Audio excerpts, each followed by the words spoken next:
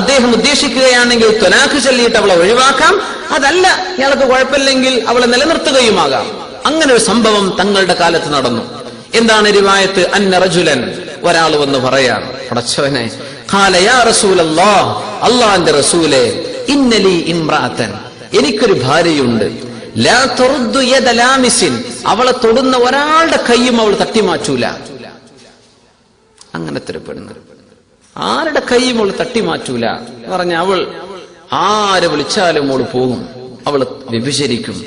തങ്ങൾ പറഞ്ഞു, തൊല്ലിക്കഹ, നീ അവളെ ത്വലാഖ് ചൊല്ലിക്കോ എന്ന് പറഞ്ഞു. ഖാല ഇന്നി ഉഹിബ്ബുഹ, പക്ഷെ നബിയെ എനിക്ക് അവളോട് വല്ലാത്ത സ്നേഹമാണ്, വല്ലാത്ത പിരിശമാണ് എന്ന് നബി തങ്ങളോട് ഇയാൾ പറഞ്ഞു. അങ്ങനെയൊക്കെയാണ് പെണ്ണ് മോശക്കാരനാരെയാണെന്ന് ഇയാൾക്കറിയാം. ആര് തൊട്ടാലും ഇവൾ കൈ തട്ടൂല. ആ പറഞ്ഞത് ലാ യറുദ്ദു യദ ലാമിസിൻ, ഇങ്ങനത്തെ ഒരു പെണ്ണ. പക്ഷെ ഇന്നി ഉഹിബ്ബുഹ, പക്ഷെ എനിക്ക് അവളോട് സ്നേഹമാണ് നബിയെ. ഖാല ഫംസിക്ഹ, എന്നാ പിന്നെ നീ പിടിച്ചോണ്ട് വെച്ചോ, ത്വലാഖ് ചൊല്ലേണ്ട ആവശ്യമില്ല എന്ന് റസൂലുള്ളാഹി സ്വല്ലല്ലാഹു അലൈഹി വസല്ലം. അതുകൊണ്ടാണ് ഇത് ജായിസാണെന്ന് പറഞ്ഞത്. അങ്ങനെ ആയി എന്ന് വിചാരിച്ച് വ്യഭിചാരം അവള് സമ്മതിച്ചു എന്ന് തന്നെ വിചാരിക്കുക, അല്ലെങ്കിൽ തെളിഞ്ഞു തന്നെ വിചാരിക്കുക. ത്വലാഖ് ചൊല്ലൽ നിർബന്ധമൊന്നുമില്ല. ഒരാൾക്ക് വേണമെങ്കിൽ അവൾക്ക് തൗബ ചെയ്യാൻ അവസരം കൊടുക്കാം. ആ പാപം മറച്ചു വെച്ചതിന്റെ പേരിൽ ഇയാൾക്ക് ഒരുപാട് കൂലി അല്ലാഹു തആല കൊടുക്കും. അവളുടെ അഭിമാനം കാത്തില്ലേ, അവരുടെ കുടുംബത്തിന്റെ അഭിമാനം കാത്തില്ലേ, അവരുടെ അനിയത്തിമാരെങ്ങാനും കല്യാണം കഴിച്ചു പോകാനുണ്ടെങ്കിൽ അവരുടെയൊക്കെ ജീവിതം തൊലഞ്ഞുപോയില്ലേ. അതൊക്കെ സംഭവിക്കാതെ സംരക്ഷിക്കാൻ സാധിച്ചത് ഇയാൾക്ക് മറച്ചു വെച്ചത് കൊണ്ടല്ലേ. ഇതിന്റെയൊക്കെ കൂലി അല്ലാഹു എമ്പാടും തരും. അതുകൊണ്ട് ഇത്തരം സന്ദർഭം നേരത്തെ പറഞ്ഞ വിഷയത്തിൽ റസൂലുള്ളാഹി സ്വല്ലല്ലാഹു അലൈഹി വസല്ലം തങ്ങൾ പറഞ്ഞ പോലെ അത് വേണമെങ്കിൽ അവൾക്ക് തുടരാം, അല്ലെങ്കിൽ അവളെ ത്വലാഖ് ചെല്ലുകയുമാകാം. പക്ഷേ വ്യഭിചാര ആരോപണം ഉന്നയിക്കൽ അയാൾക്ക് അവിടെ ജായിസാണ്. ഇനി ഇവൾ ഗർഭം ധരിച്ചിട്ടുണ്ട്, ഇവൾ ഗർഭിണിയാണ്. സുബ്ഹാനല്ലാഹ്, ആ ഗർഭത്തിലുള്ള കുട്ടി എന്റേതല്ല എന്ന് ഇയാൾക്ക് പ്രഖ്യാപിക്കണം. കാരണം ഇത് എന്റെ കുട്ടിയല്ല എന്ന് പറയണം. അത് അയാളുടെ കുട്ടിയല്ല എന്ന് അയാൾക്കറിയാം.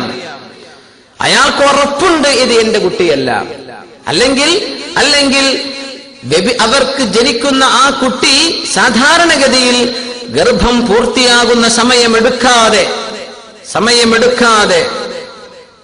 അഖല്ല മിൻ 6 അശ്ഹുരിൻ, 6 മാസത്തിൽ താഴെയായിട്ടുള്ളൂ, എന്നിട്ട് പൂർണ്ണ വളർച്ചയെത്തിയ ഒരു കുട്ടിയായ അവൾ പ്രസവിക്കുകയും ചെയ്തു. അങ്ങനെയെങ്കിൽ ഇതിന്റെ മുമ്പേ ഈ ഗർഭമുണ്ടായിട്ടുണ്ട് എന്നർത്ഥം. ഇവൻ ജിമാഅ് ചെയ്യുന്നതിന്റെ മുമ്പേ ഗർഭം ധരിച്ചു. അങ്ങനെ സാഹചര്യങ്ങളെ കൊണ്ട് ഇന്നൊക്കെ സ്കാനിങ്ങിലൊക്കെ വളരെ വ്യക്തമായിട്ട് പറയില്ലേ, വ്യക്തമായിട്ട് കിട്ടും എത്ര ദിവസമായി മാസമായി. ഇതൊക്കെ വ്യക്തമായ രേഖകളാൽ തെളിഞ്ഞു ഈ കുട്ടി എന്റേതല്ല എന്ന് ഇവനെ നിഷേധിക്കണം. അങ്ങനെയെങ്കിൽ യജിബു അലൈഹി നഫിയുഹു ബിൽ ലിആൻ, ലിആൻ ചെയ്തിട്ട്, ലിആൻ എന്ന് പറഞ്ഞത് എന്താണെന്ന് സത്യം ചെയ്യലാണ്. 4 ഷഹാദാത്ത്, 4 വട്ടം സത്യം ചെയ്യണം. 5-ാമത്തേത് ഞാൻ ഈ പറയുന്നത് നുണയാണെങ്കിൽ അള്ളാഹുവിന്റെ ശാപം എനിക്കുണ്ടാകട്ടെ എന്ന് പറയണം. രണ്ടുപേരും ലിആൻ ചെയ്യുന്ന അവസ്ഥ വരും. അതൊക്കെ ഇൻഷാ അല്ലാഹ് അടുത്ത ക്ലാസ്സിൽ നമുക്ക് ചർച്ച ചെയ്യാം. അങ്ങനെ ഒരു ആരോപണം ഉന്നയിക്കൽ നിർബന്ധമായിട്ട് വരും ഇയാൾക്ക്. റസൂലുള്ളാഹി സ്വല്ലല്ലാഹു അലൈഹി വസല്ലം തങ്ങൾ പറഞ്ഞു, അയ്യുമാ റജുലിൻ, പക്ഷേ ഇത് ഗൗരവമാണ്. അയ്യുമാ റജുലിൻ, ഏതെങ്കിലും ഒരാൾ ജഹദ വലദഹു വഹുവ യൻദുറു ഇലൈഹി, തന്റെ കണ്ണുകൊണ്ട് നോക്കിക്കാണുന്ന ഒരു മകനിലേക്ക് നോക്കിയിട്ട് പറഞ്ഞു ഇതെന്റെ കുട്ടിയല്ല എന്ന് പറഞ്ഞാൽ, പടച്ചവനെ, അങ്ങനെ ഒരു പിതാവ് പറഞ്ഞു ഇതെന്റെ കുട്ടിയല്ല. ആരോട്? അവന്റെ മടിയിലിരിക്കുന്ന കുഞ്ഞിനോട്, അവന്റെ ഭാര്യ പ്രസവിച്ച കുഞ്ഞിലേക്ക് നോക്കിയിട്ട് പറഞ്ഞാൽ, യഹ്തജബല്ലാഹു മിൻഹു യൗമൽ ഖിയാമഹ്, അന്ത്യനാളിൽ അല്ലാഹു അവനിൽ നിന്ന് മറവിരിക്കുമെന്നും അവൻ അല്ലാഹുവിന്റെ ദർശനം പോലും കൊടുക്കുകയില്ലെന്നും, വഫളഹഹു അലാ റൂസിൽ അവ്വലീന വൽ ആഖിരീൻ, മുൻഗാമികളും പിൻഗാമികളുമായ മുഴുവൻ ആളുകളുടെ മുമ്പിൽ വെച്ച് അല്ലാഹു അവനെ നാണം കെടുത്തുമെന്നും അഷ്റഫുൽ ഖൽഖ് സ്വല്ലല്ലാഹു അലൈഹി വസല്ലം പറഞ്ഞിട്ടുണ്ട്. അപ്പൊ അങ്ങനെയൊന്നും അല്ല, ഇയാൾക്ക് ഉറപ്പാണ്. പറയുന്ന വളരെ ഗൗരവമാണ് ഈ വിഷയം. ഇതിന്റെ കുട്ടിയല്ല എന്ന് പറയണമെങ്കിൽ അതിന് ശരഈയായ തെളിവുകൾ വേണം. അങ്ങനെയാണെങ്കിൽ ഇയാൾക്ക് ലിആൻ, ഇനി പറയുന്ന ആരോപണത്തിന് ഇനി അടുത്ത് നമ്മൾ പറയാൻ പോകുന്ന പ്രയോഗം ലിആൻ എന്നാണ്. അത് ചെയ്യൽ നിർബന്ധമായിട്ട് വരും. അപ്പോ കുട്ടിയെ എന്റേതല്ല എന്നൊന്നും പറയാം, അത് ചില്ലറ വിഷയമല്ല, അങ്ങനെ പറയരുത്. അങ്ങനെയൊക്കെ പല വിഷയങ്ങളും നടക്കൂലേ. ഇവിടെ തന്നെ മഹാന്മാരായ ഇമാമുകൾ പഠിപ്പിക്കുന്നത്, സുബ്ഹാനല്ലാഹ്, പെണ്ണ് പ്രസവിച്ചു നോക്കുമ്പോ ഉമ്മാന്റെ കോലമല്ല കുട്ടിക്ക്, വാപ്പാന്റെ കോലമല്ല. അങ്ങനൊക്കെ ഉണ്ടാവൂലേ.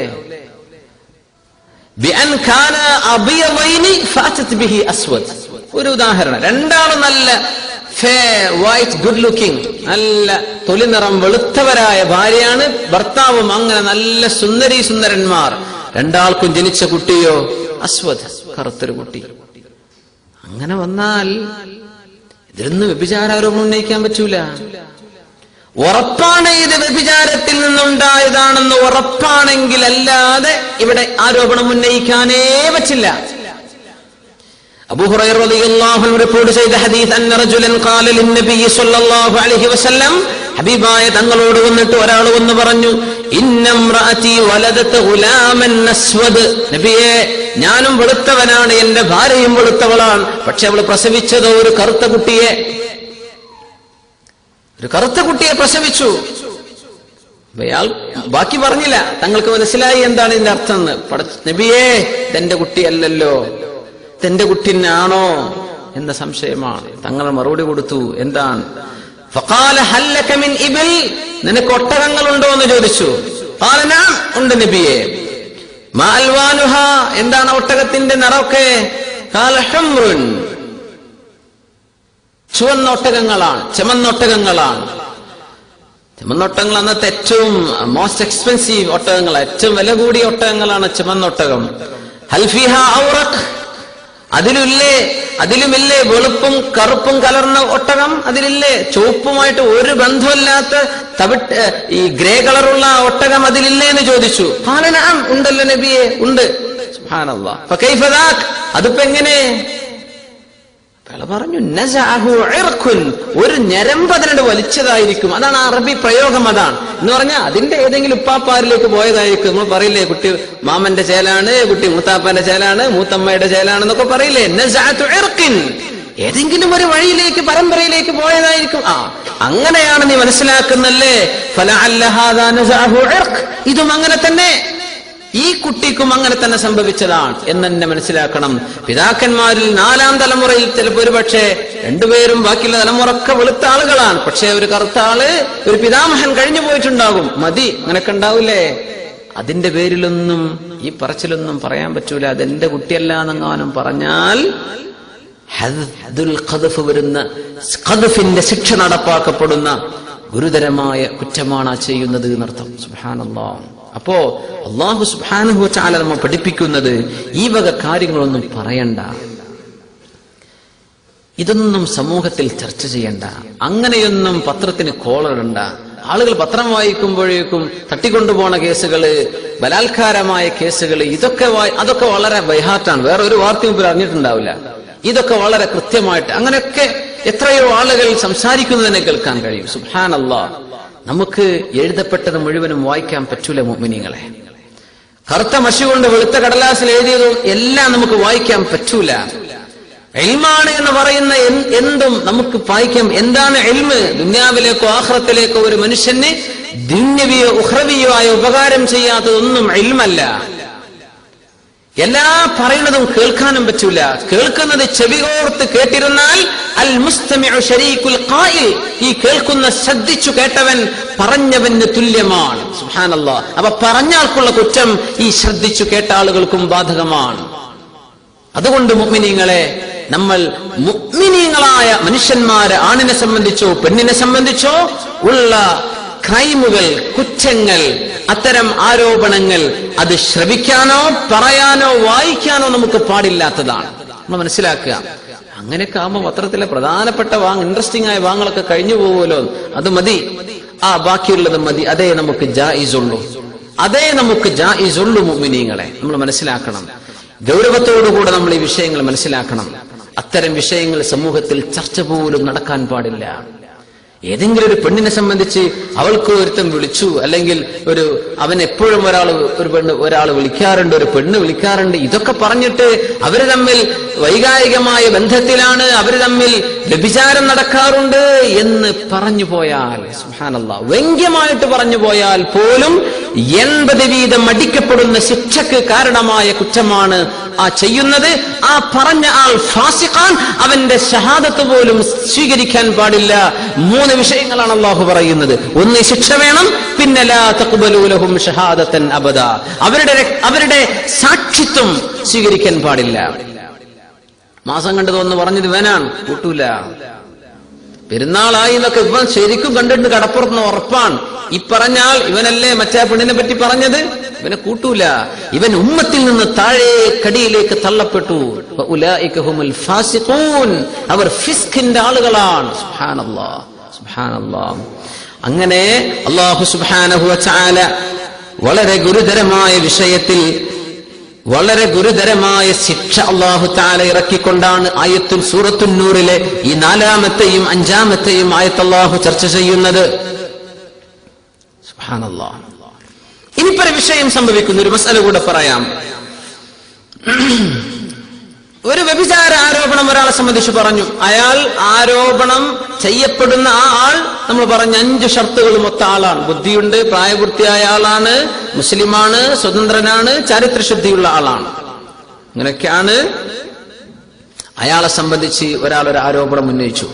അവൻ അന്ന് കോളേജ് പഠിക്കുന്ന സമയത്ത് എനിക്കറിയാൻ കേട്ടോ, ബാക്കിയൊന്നും ഞാൻ പറയണില്ല. ഈ പറയണത് ആരോപണമാവും നിങ്ങളെ, ഇത് ആരോപണമാണ്.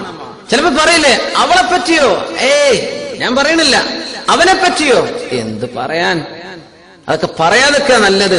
ഈ പറഞ്ഞ വാക്കുകളൊക്കെ ഖദ്ഫാണ്. അള്ളാഹു ചെയ്യരുത് എന്ന് പറഞ്ഞ പണിയാണ് മുഅ്മിനീങ്ങളെ. അള്ളാഹു ചെയ്യരുത് എന്ന് പറഞ്ഞ പണിയാണ്.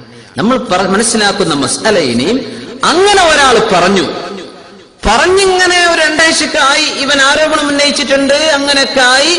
പിന്നെ നോക്കുമ്പോ ആരെപ്പറ്റി പറഞ്ഞോ അവൻ ഒരു വ്യഭിചാരത്തിൽ പിടിക്കപ്പെട്ടു. അങ്ങനെ വന്നാൽ ഈ ആരോപണം ഉന്നയിച്ച ആൾക്ക് ശിക്ഷ കൊടുത്തിട്ടില്ല. ശിക്ഷക്കനെ കൊടുക്കാനൊക്കെ തീരുമാനിച്ചു വെച്ചിട്ടുണ്ട്.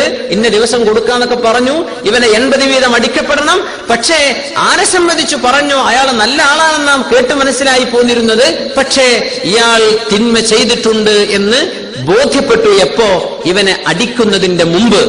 എന്നാ പിന്നെ ഇവൻ അടിക്കണോ? ഇവന് ഈ ശിക്ഷ കിട്ടുമോ? യസ്ഖുതു അൻഹുൽ ഹദ്, ഇവരിൽ നിന്ന് ആ ശിക്ഷ ഒഴിവായി പോകും. കാരണം ഇവൻ ഒരു വ്യഭിചാരത്തിൽ പിടിക്കപ്പെട്ടു. പ്രത്യക്ഷത്തിൽ അവൻ വ്യഭിചാരം ചെയ്തതായിട്ട് പറഞ്ഞല്ലോ. അങ്ങനെ വന്നാൽ ഇതിന് മുമ്പും ഇവൻ ഇത് ചെയ്തിട്ടുണ്ട് എന്നാണ് അതിന്റെ അർത്ഥം.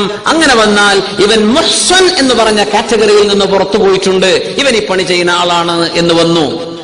അപ്പസ്താദെ അതിപ്പോ ആദ്യമായിട്ട് ചെയ്തൊരു പണിയാണെങ്കിലോ, ആദ്യമായിട്ട് ഉപ്പര് അങ്ങനെ അപ്പോൾ പിടിക്കപ്പെടുകയും ചെയ്തു. അങ്ങനെ ആകുമല്ലോ, അങ്ങനെ ആവൂലെന്നാണ്. എന്തുകൊണ്ട് അല്ലാഹു സുബ്ഹാനഹു വ തആല മുഅ്മിനീങ്ങളോട് റഹീമാണ്, റഊഫാൻ, കാരുണ്യവാനാണ്. എങ്ങനെ?